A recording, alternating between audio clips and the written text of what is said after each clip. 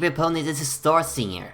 Today I'm going to do some really good look back at 3 episodes at once.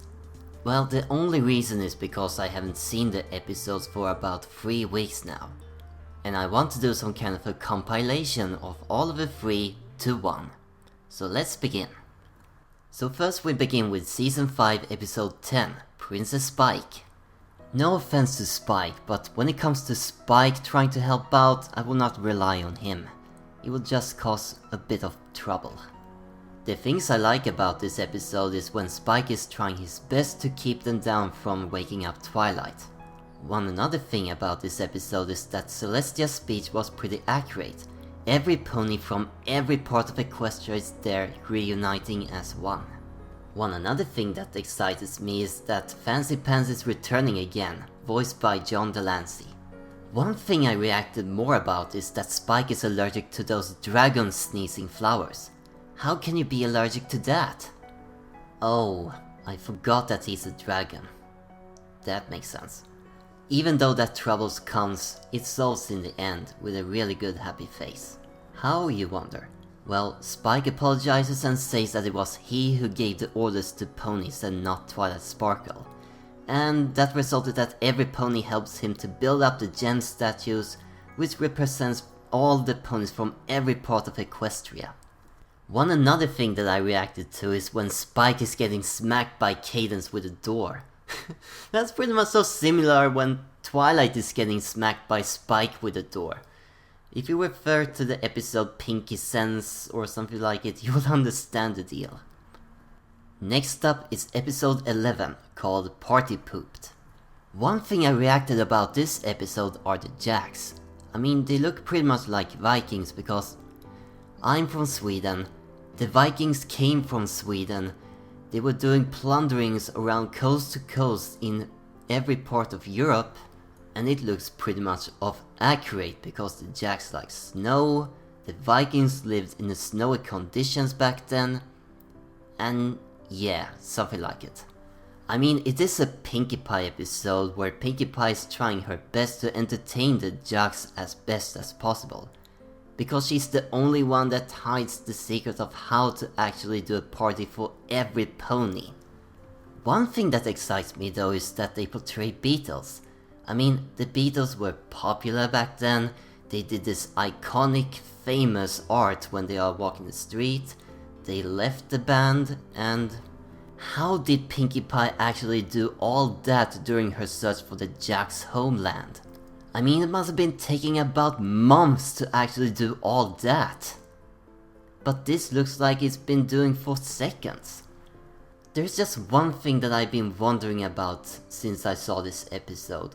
How long have Pinkie Pie been holding this secret about the secret stash? I mean, is Pinkie Pie a secret party agent? Because she holds every secret of how to party.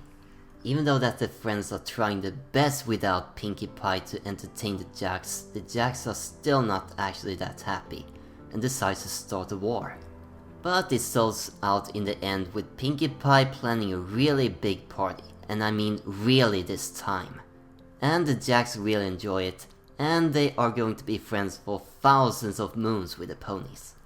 One funny gag about this episode are the sheep.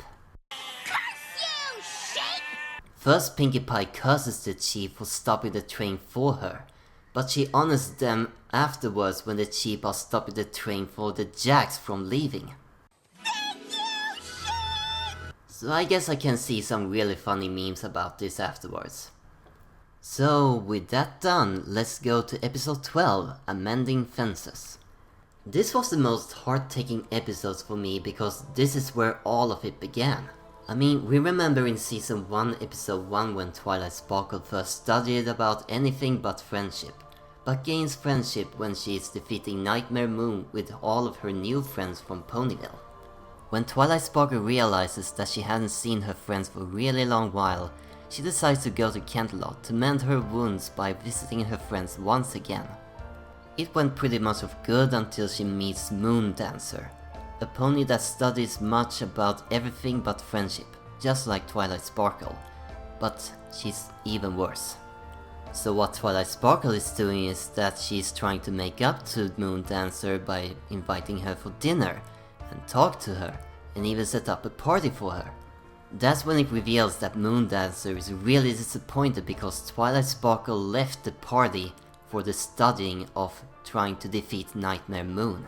And that made Moondancer heartbroken because the only friend that she had, Twilight Sparkle, left her for her new friends in Ponyville. And that actually makes a little bit of a point. But when Moondancer finally comes to senses, she accepts the apology from Twilight Sparkle and everything is fine again. And then the party begins. There's just one mind blow that I actually have, and that is what Spike actually had in the package from episode 1 season 1. I mean, it actually makes a really big clear sense right now because the package is actually for Moondancer and what it actually contains inside it. Her, Twilight Sparkle, and all of the friends from Canterlot. It's a really good heart-taking episode, and I thought it was really the best episode ever. So with that, that's it every pony. I hope you actually liked this video. And don't forget to like this video and subscribe to this channel, so you can see more reactions and another official dub of Ask Star Singer, me. So have a great time every pony, and I'll see you next time.